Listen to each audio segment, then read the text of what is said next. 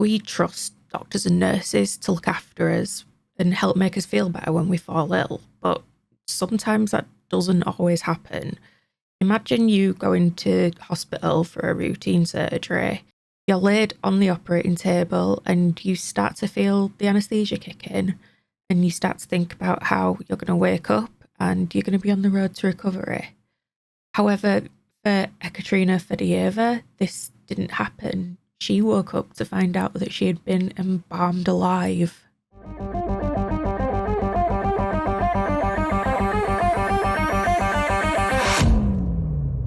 Hey weirdos, and welcome to World of Weird with me, Repulsive Artichoke.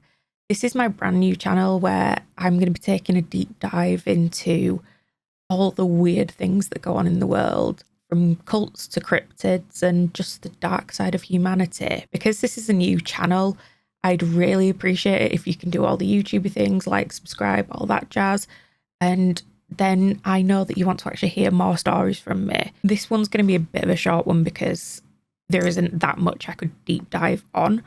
So this is probably just going to be the shortest one that I do, hopefully. But we'll see how things go going forward. Just before we get started, this case takes place in Russia, and I am undoubtedly going to butcher some names and words in this because I'm from Yorkshire. We don't really speak English very well, let alone trying to say Russian words. So I am not trying to be disrespectful. This is just purely because I am Yorkshire and I have a speech impediment. So for this first episode, I wanted to talk about a case that is very much the definition of weird. And I may have got put onto some lists looking into what I had to look into for this video.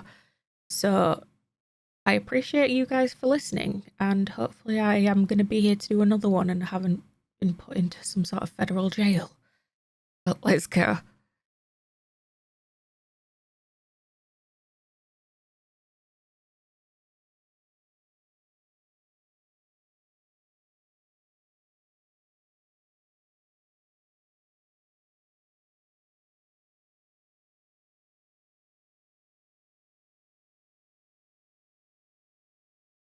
Back in March of 2018, Ekatrina Fedyaeva went into Ulyanovsk Hospital, which, just to kind of give you an idea, it is about 550 miles from Moscow.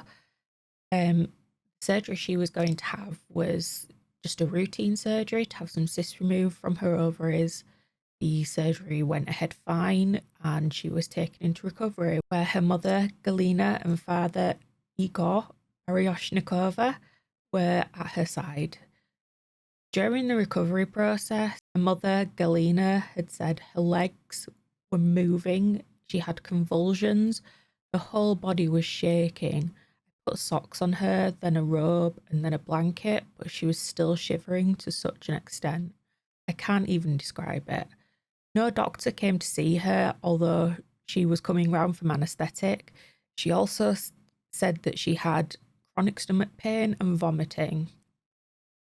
And when Galina did get to speak to a doctor to try and get some attention for her daughter, they told her to go home and cook some chicken soup and stop worrying. Yeah, there's no words for that one, but there we go.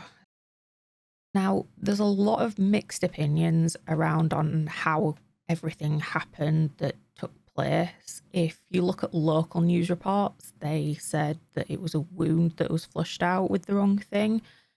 However, there's also reports where it's actually an IV drip that had the incorrect medication in. Regardless of if you listen to the local news sources or the international news sources that reported on this, Ekaterina was still given the same substance, and this is formalin. Now, formalin is a substance that is very well known in the world of funeral directors, as formalin is 60% water and 40% formaldehyde. You know, the stuff that they give to the deceased when they are trying to preserve the body for a funeral, also known as embalming.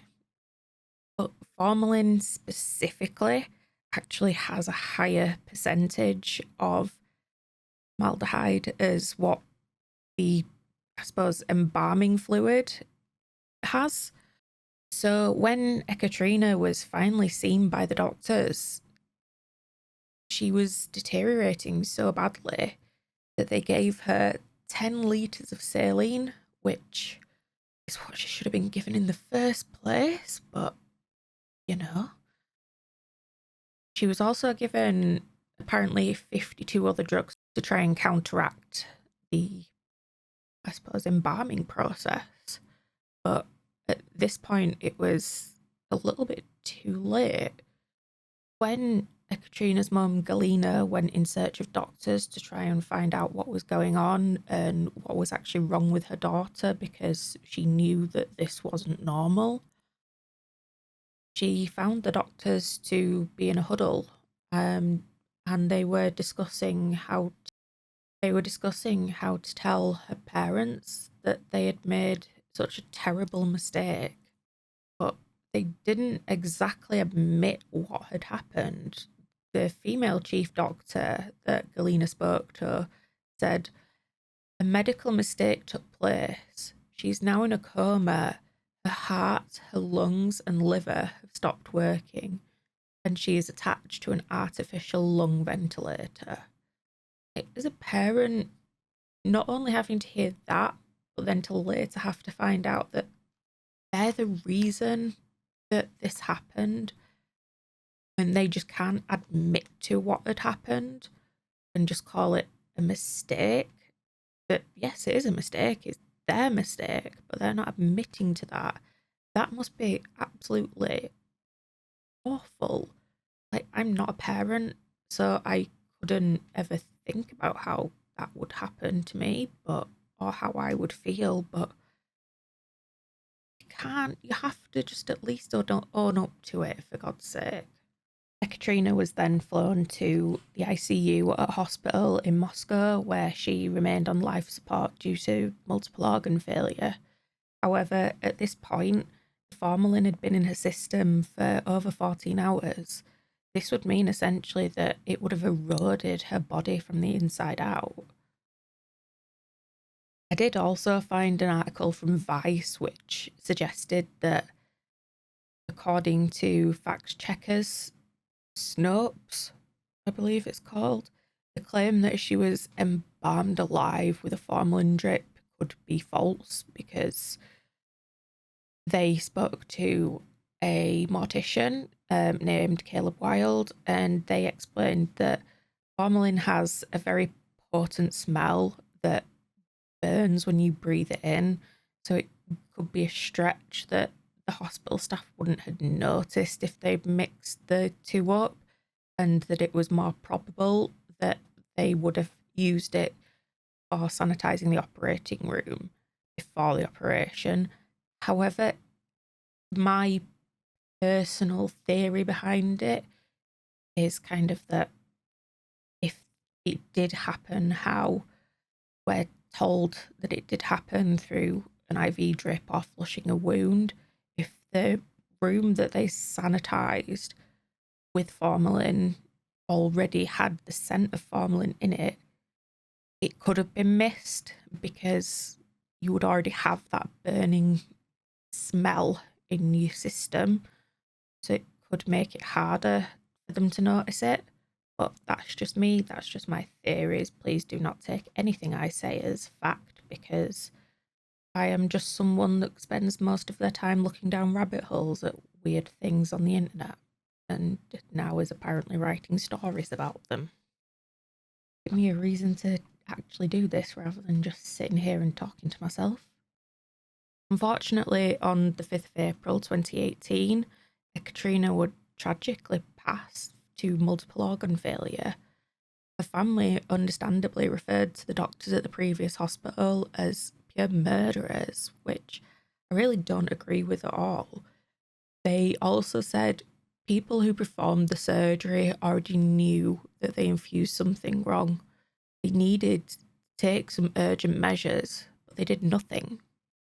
And just on a side tangent, as someone who actually has the condition that Ekatrina had and went in for surgery with, that is absolutely terrifying that this should have been such a routine surgery and it was made to not be so routine, because it was fucked up. Let's be honest, it was fucked up to like a next level, and it resulted in a young woman being taken unnecessarily. Like, when I did try to read into a bit of Ekaterina's background, um, the most I was able to find was that she was quite recently married, which must be absolutely horrendous for her husband to find that she was, they were quite new to the marriage and then she was taken so soon. And she was also Galina and Igor's only child. So to have to bury your only child is just absolutely awful and devastating for them as a family. Ulyanovsk Health Minister Rashid Abdulov was quoted by Russia's federal press saying, "Urgent steps should have been taken. The information should have been reported immediately. Time was wasted." The only silver lining that I can see with all of this is that senior doctor at Ulyanovsk Hospital was sacked. But unfortunately, Galina and Igor still lost their only child, and my heart goes out to them knowing that all this was completely avoidable. Massive thank you for checking out my first ever video and for making it this far into my rambling. If you have any suggestions for what you want to see next, please do drop them down in the comments. It can be anything from cults to crime to cryptids. Just give me a subject and I will have as much of a look into it as I possibly can and write a story for you guys. But make sure to like and subscribe so that I know that you definitely want to see more from me. Thanks, guys.